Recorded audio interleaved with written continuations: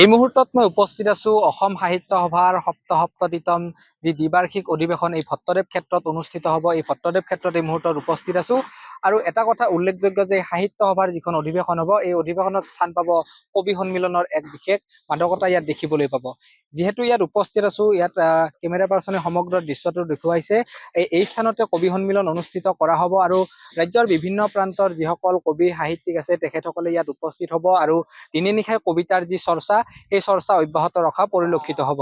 ইয়াত দেখিবলৈ পোৱা গৈছে সুন্দৰভাৱে যি গাঁৱৰ নিভাঁজ পৰিৱেশ আচলতে ইয়াত উপস্থাপন কৰা পৰিলক্ষিত হৈছে আৰু ইয়াৰ মাজতে কবিসকলে যি তেখেতসকলৰ নিভাঁজ কবিতা পাঠ ইয়াত কৰা পৰিলক্ষিত হ'ব আৰু বিভিন্ন প্ৰান্তৰ পৰা যিহেতু ইয়াত কবিসকল আহিব, কেনেধৰণে আপ্যায়ন কৰিব বা কি কাৰ্যসূচী ৰূপায়ণ কৰিব কবি সন্মিলনৰ বিষয়ববীয়াসকল আছে তেখেতসকলৰ পৰা জানিব বিচাৰিছো। তাতে সাহিত্য সভালৈ আৰু মাজত মাত্ৰ এটা দিন কবি সন্মিলনে বিশেষ স্থান ইয়াত লাভ কৰিছে। কেনেধৰণে কবিসকলে ইয়াত কবিতা পাঠ কৰিব বা কেনেধৰণৰ পৰিকল্পনা আপোনালোকে হাতত লৈছে?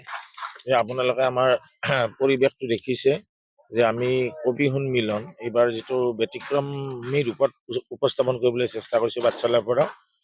আৰু আমাৰ এটা উদ্দেশ্য আছে যে গোটেই ৰাজ্যতে আমি এখন কবিতাৰ ঘৰ বনাম। যিমান কবি আছে সকলোৱে একগোট হওক।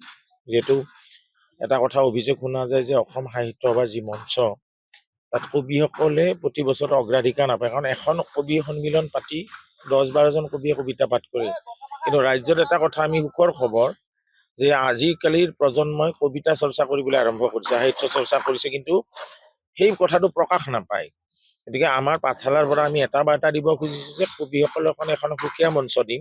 সেইকাৰণে আমি এখন গাঁও বনাইছো। এইখনৰ নাম হৈছে আমাৰ কবিতাৰ গাঁও, বাটৰ কবিতাৰ গাঁও।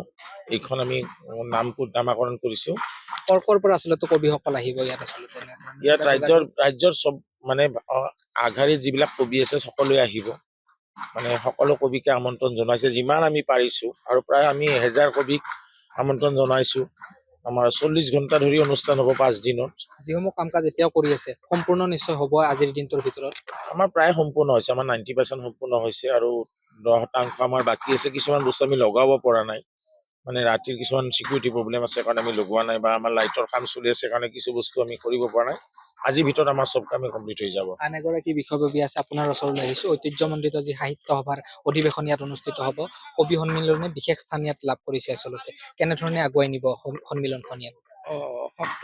সপ্ততিতম আমাৰ পাঠশালা সাহিত্য সভাৰ অধিৱেশনত আমাৰ এই কবি সন্মিলনে যিটো আমাৰ বাটৰ কবিতা পাঠ, সেইটো এইবাৰ নতুনকৈ সংযোজন কৰা হৈছে। আমাৰ ইতিমধ্যে সম্পাদক ডাঙৰীয়াই ক'লেয়ে, গতিকে প্ৰায় অসমৰ যিবিলাক আগশাৰীৰ কবি আছে তেওঁলোক 1000মান কবি ইয়াত পাঠ কৰিব পাৰিব। আৰু মূল মঞ্চত এদিন থাকিব, গ্ৰন্থমেলাতো এদিন থাকিব। গতিকে এইখিনি আৰু ক'বলগীয়া। এনেধৰণে আচলতে দিনে নিশাই ব্যস্ত হৈ পৰিছে যি 55খন উপসমিতি আছে। এই 55খন উপসমিতিয়ে নিজৰ কাম কাজসমূহ সুচাৰুৰূপে পালন কৰা পৰিলক্ষিত হৈছে। কেমেৰা পাৰ্চনে এনেধৰণে দৃশ্য দেখুৱাইছে যি কবি সন্মিলন ইয়াত অনুষ্ঠিত হ'ব। ইয়াত এক গাঁৱলীয়া এক নিভাঁজ পৰিৱেশ ইয়াত উপস্থাপন কৰা পৰিলক্ষিত হৈছে আৰু কবিসকলে ৰাজ্যৰ বিভিন্ন প্ৰান্তৰ পৰা আচলতে ইয়াত কবিসকল উপস্থিত হ'ব আৰু উপস্থিত হৈ সাহিত্য সভাৰ যিখন অধিৱেশন হ'ব এই 5 দিনীয়া কাৰ্যসূচীৰে, এই 5 দিনীয়া কাৰ্যসূচীত তেখেতসকলে বিভিন্ন ধৰণৰ কবিতা পাঠ কৰা ইয়াত পৰিলক্ষিত হ'ব। আৰু আপোনালোককো DNS প্লাছৰ জৰিয়তে অনুৰোধ জনাইছো যে সাহিত্য সভাৰ অধিৱেশন চাবলৈ আহিলে এই কবি সন্মিলনতো আপোনালোকে এপাক আহক আৰু আপোনালোকৰো নিজৰ যিসমূহ প্ৰতিভা এই প্ৰতিভাসমূহ ইয়াত বিকাশ কৰাৰ পৰিলক্ষিত কৰক। যিকোনো খবৰৰ বাবে যোগাযোগ কৰক 7099017330 লগতে 7099017110 নম্বৰত।